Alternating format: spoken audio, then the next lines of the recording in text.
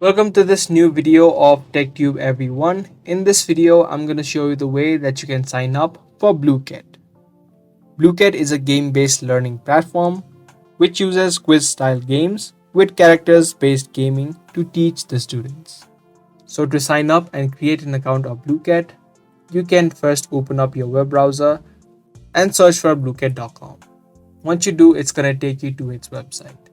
To create an account, you can see an option of sign up on the top right. Now there are two ways that you can sign up to Blooket. Either you can use your Google account or your email address.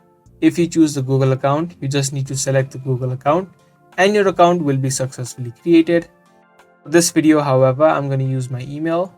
Click on sign up with email and create a username first of all. In the second box, type in the email address that you want to use. Once you type in your email address, in the third box, create a password. Make sure your password is strong by including numbers, letters, and special characters. And lastly, also confirm your password. Make sure you check this box and then click on sign up. Choose whether you're a teacher or a student. And that's it. That's the way that you can create or sign up for your Blooket account. If this video was helpful to you, do let us know by giving this video a thumbs up. If you are interested in more daily tutorials that we post, also make sure to turn on the notifications of our channel.